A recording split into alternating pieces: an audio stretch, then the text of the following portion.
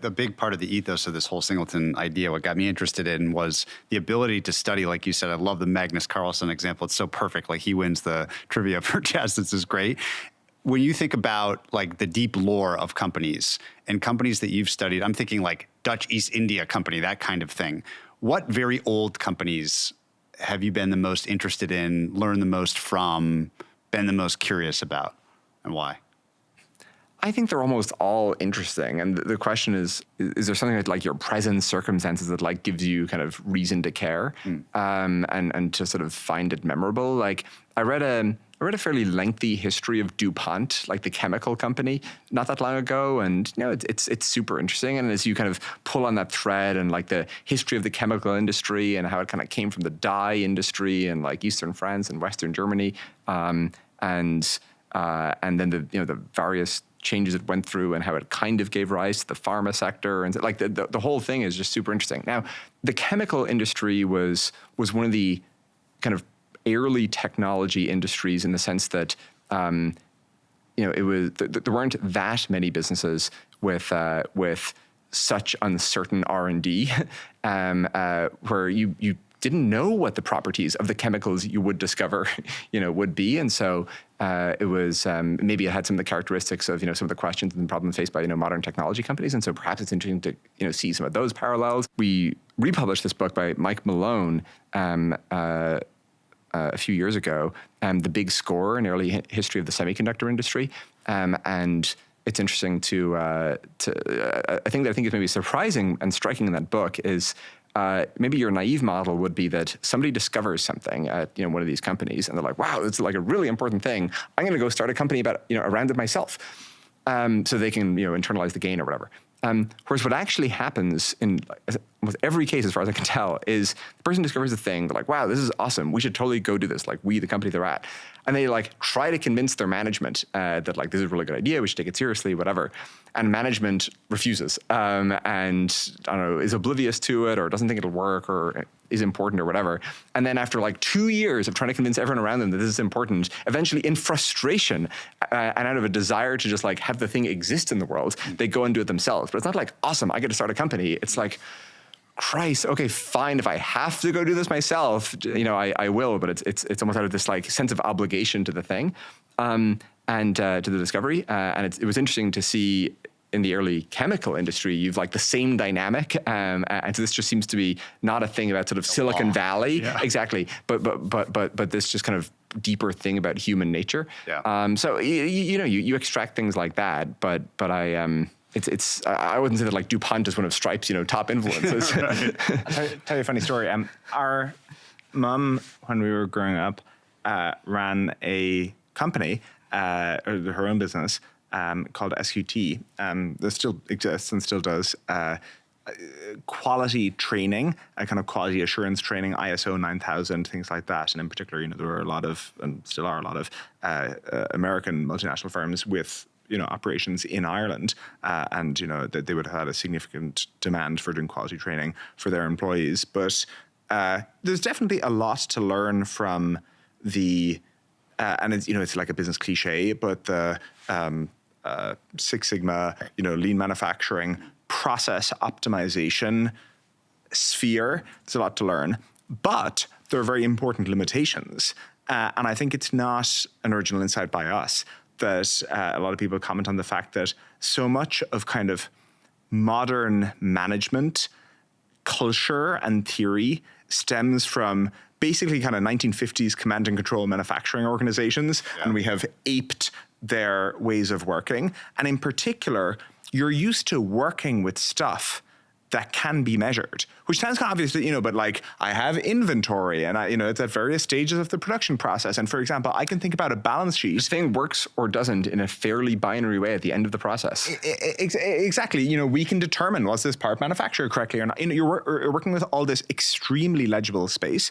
And what we find so interesting about software engineering as a domain is no one can do it that well. Like, there's buildings going up around us. If you were to like ask the, guys building office tower, like, is there a much better way to build, a building? They're like, no, what are you talking about? You'd like pour the foundation, then you do this, then you do that. We figured out how to build buildings. Then if you go interview someone at Google or Microsoft, or I'm not singling out any kind of large company, you ask them kind of what percentage productivity do they think, they're running at compared to the total theoretical, productivity. I think they generally tell you like 20% or something like that. And part of it comes like from the lack of legibility in what you're working with. I sometimes joke here that, whenever we talk about resourcing and how we should resource various initiatives at Stripe, people often want to talk in terms of heads. This is a thing that needs like 5 heads or 10 heads for a year or something like that, and I always want to get them to denominate it in kilograms. Like we need 500 kilograms or 1,000 kilograms of engineers, and you're like, but that's absurd, but that's the point. Like, so is 5 heads or 10 heads. Like, this thing needs a technical solution that, could require, 1 month or could require 1 year if you kind of screw it up and do it badly. But again, we lack the legibility. We lack the meta understanding of software engineering as a domain to be able to have kind of good ways of reasoning about that. And so I think the fact that everyone in the industry finds software engineering so challenging to measure, to do well, is part of the fun of it. I mean, the places where we do it well, and part of the opportunity for Stripe, exactly. I was going to say, if the kind of convertibility or elasticity between dollars and good software was kind of straightforward, then the opportunity for startups generally, and like Stripe in particular, would presumably be way more limited than it is, in that like lots of companies can afford to spend way more on building good financial infrastructure than we can. This is the famous Buffett with $1 billion, the idiot with $1 billion test. He talks about the test of a good industry is one where, imagine some rich guy gave his son $1 billion to go blow on like building a company in this industry. There are lots of places like, real estate or, whatever, where, you can actually have a pretty good swing at it, and like they will make life harder for you. Whereas I think there's lots of people who have tried to put $1 billion at, competing in this or kind of other software industries. And it's really hard to just turn $1 billion into high quality software. Well, actually, and to just ask the US government. Yeah. Right. Maybe just to that point, I think we've probably learned as much from because software, I don't want to say uniquely because I don't know enough about other sectors, but because let's say at least software sits at this intersection of kind of creative work and kind of mechanical industrial work. What's your analogy? It's half... I can't remember, but maybe I said... I think half building a bridge, half... And half writing a bestseller or something. Yeah. There's a different version that you could use.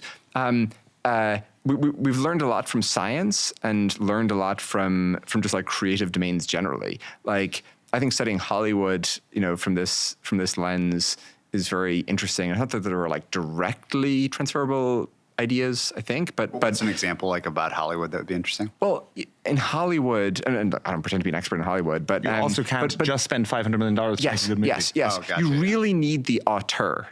The whole thing is pointless unless someone has a vision.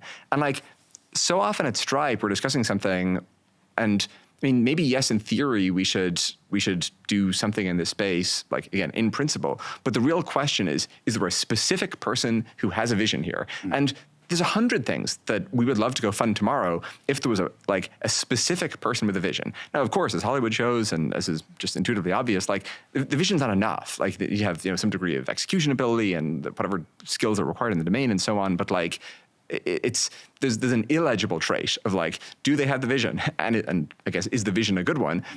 Where is if absent, the whole thing is just like somehow going to be a failure. With again, caveating that my Hollywood expertise is de minimis, there's something about the unquantifiability of taste and judgment and how that makes, generally I think that's tough for organizations to deal with because, you can't build robust processes around that. But at least in Hollywood... But that corporate desire to build robust processes about things is an implicit belief system. Right. And then like in science, an example that... Biotech, yeah.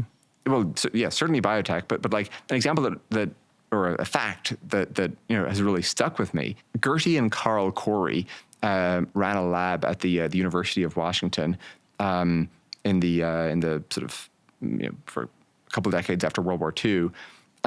6 of their students went on to win Nobel Prizes. Wow. University of Washington is like a good university, but you can't tell a story as to, it wasn't the single best university. So they didn't just like get the skim the cream of like the very best students. It's not just this kind of. It's not just about, I think, the characteristics of the students, coming in. And yeah, there aren't that many Nobel Prizes won. The Nobel is here. I think we're all won in either medicine or chemistry, but there's only that's 2 prizes a year.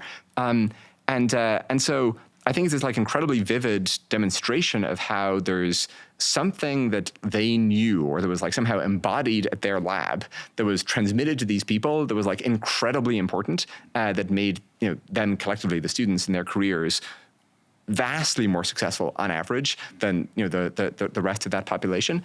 And again, I think this is something that is. It's hard to quantify. It's hard to even put your finger on what it is, but it's this like really rich demonstration of the potency of tacit knowledge. I think for complicated intellectual work in general, that kind of tacit knowledge that has to be transmitted through mentorship is the rule, not the exception. And a lot of our intuitions, like for example, our desire to enable tenure at Stripe is substantially informed by this, where if we're in a superficial domain where I don't know, you can kind of come in basically knowing it already, and then after 2 years, you're not that much better than the person who started last week. That would be one thing, and I think might prescribe one set of personnel and HR practices. But we're in a domain where I think the returns to experience and the returns to knowledge are really extensive, and having 6 years of context in our domain gives you a tremendous advantage over somebody who just arrived. And I think we're informed by some of these other places. And maybe just on the Hollywood point, I don't know if you've ever looked at this book, but not knowing much about Hollywood, I found it very interesting. There's an oral history of CAA, the agency, that I found to somehow be a really good. I also love the Ovitz idea of packaging, like just that as like a technology. Like there's not, packaging doesn't happen in business all that often, and I always wondered why not. Like there's a lot in Hollywood that I think is super interesting. Yeah, I'm curious. Go ahead. So I was going to say, one other random one to talk about is there's a good. It's not published as a book, but you can like get a samizdat PDF if you read around your perspectives on McKinsey, which is like the McKinsey founders. I've heard of this one, but I haven't read. Yeah. You have to. I'm sure it's on the dark web somewhere. If you have enough Bitcoin at your disposal. But the professional services. I was reminded as you discussed tenure. Professional services firms really take training seriously. Law firms, accountancy firms, consulting firms, and they take it much more seriously than I think most Silicon Valley companies. I think that's something we definitely looked at, is how do you have people who are experienced with Stripe do a good job of spinning up people who are, but like there's, a case team leader at a consulting firm, and they are really responsible for, both the work, which is, done by, the more junior people, and for those people's development. And they have to do so much of it because like a lot of people graduate out that they get really in the practice of it. But I think there's something really interesting to study there of companies that kind of by virtue of their business model and by virtue of just how they work have to take training up new people incredibly seriously and just spend way more time on it than your traditional kind of tech company where they, people have a 4-week boot camp and then off you go.